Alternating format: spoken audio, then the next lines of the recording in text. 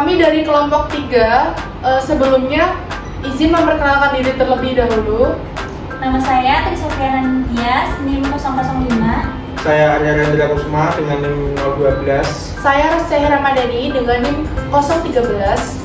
Saya Putri Maya Dewi Kartika dengan NIM 016. Saya Mutiara Ferdul Bahia, NIM 023. Di sini, kelompok kami akan mendemonstrasikan dan memberikan penyuluhan terkait bladder training. Baik, Assalamualaikum warahmatullahi wabarakatuh. Waalaikumsalam warahmatullahi wabarakatuh. Selamat pagi Bapak dan Ibu. Pagi, Mbak. Ya, perkenalkan kami mahasiswa keperawatan dari UMS ya Bapak dan Ibu. Sebelumnya ini benar ya dengan Bapak Arya. Usianya berapa Pak? 3 tahun. Baik, jadi berdasarkan catatan keperawatan, Bapak Arya ini kan setelah dilakukan operasi ureter ya Pak ya. Jadi di sini kami akan memberikan edukasi dan demonstrasi tentang bladder training. Sebelumnya Bapak dan Ibu apakah sudah pernah mendapatkan edukasi tentang bladder training? Belum, Mbak. Baik, jika belum kami akan menjelaskan ya Bapak dan Ibu bisa menyimak dan memperhatikan. Untuk estimasi waktunya ini nanti sekitar 15 sampai dengan 20 menit ya Bapak dan Ibu ya. Dan jika ada pertanyaan nanti bisa disampaikan. Bisa kita mulai sekarang ya Bapak dan Ibu. Baik, jadi kita akan menjelaskan tentang bladder training ya Bapak dan Ibu. Selanjutnya adalah definisi dari bladder training. Jadi bladder training ini merupakan tindakan untuk mengembangkan pola kemampuan pengosongan kandung kemih yang bertujuan untuk mencegah inkontinensia urin pada pasien disfungsi saluran kemih. Untuk penyebab dari bladder training, yang pertama adalah gangguan fungsi kandung kemih. Bladder training sering dilakukan pada pasien dengan kandung kemih yang terlalu aktif atau overaktif bladder atau lemah sehingga sering merasa ingin buang air kecil atau mengalami inkontinensia. Selanjutnya, penyebab yang kedua adalah pasca kateterisasi atau setelah dilakukan pemasangan kateter. Setelah kateter urin dilepas, kandung kemih perlu dilatih kembali untuk mengembalikan fungsi berkemih yang normal.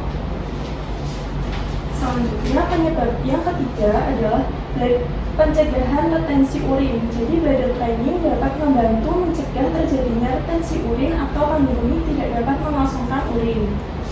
Seperti itu ya Bapak dan Ibu. Ya, Mbak.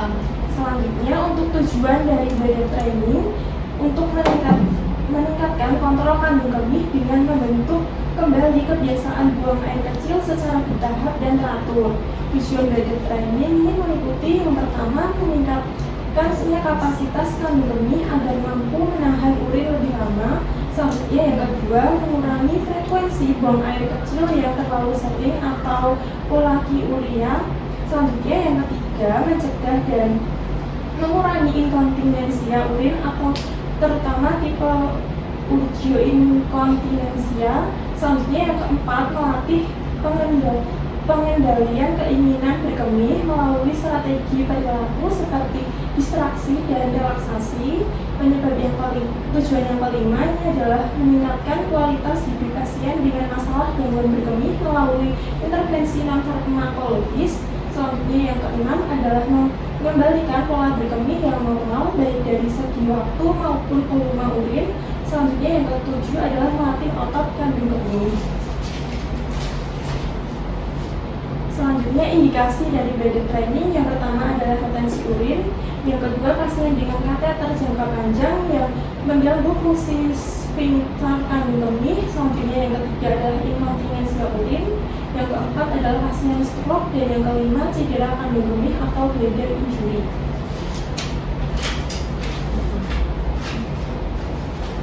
Selanjutnya, kontraindikasi dari bladder training atau yang tidak boleh dilakukan pada pasien. Yang pertama adalah pasien dengan penyakit tromboemboli vena atau trombosis atau DVT, kemudian infeksi kandung kemih, dan yang ketiga pasien dengan gagal ginjal. Yang keempat gangguan sensasi saraf perifer atau penyakit cerebrovaskular. Seperti itu ya Bapak dan Ibu. Selanjutnya untuk langkah-langkah dari bladder training akan didemonstrasikan oleh rekan saya. Baik Bapak, di sini saya akan membantu untuk melakukan belajar training pada Bapak. Sebelumnya apakah Bapak sudah merasa kebelet pipis? Ini saya ada air sebanyak 200 cc, nanti diminum sampai habis ya Pak.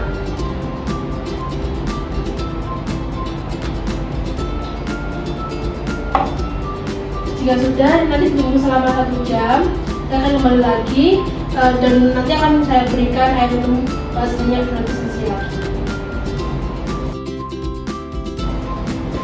Baik Bapak, karena sudah 1 jam, saya berikan air lagi sebanyak 200 cc. Minum nggak? Iya.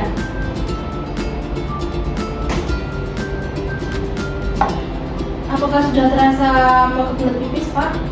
Sudah. Tapi tinggal. Baik, karena belum terlalu kebelet, nanti ditunggu sampai benar-benar pengen buang air kecil gitu ya Bapak. Baik Bapak, apakah sudah kebelet pipis? Sudah. Untuk warganya bisa dibantu ya kamar mandi ya? Sini aja Pak, saya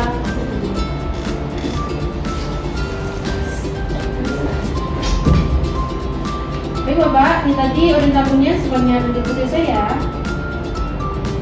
Jadi ada masih yang tersisa. Sekitar nanti malam dan besok pagi saya akan mengobservasi kembali. Baik, apakah ada yang ditanyakan Bapak dan Ibu? berarti nanti edukasinya nanti juga diterapin di rumah ya Mbak? Iya Mbak.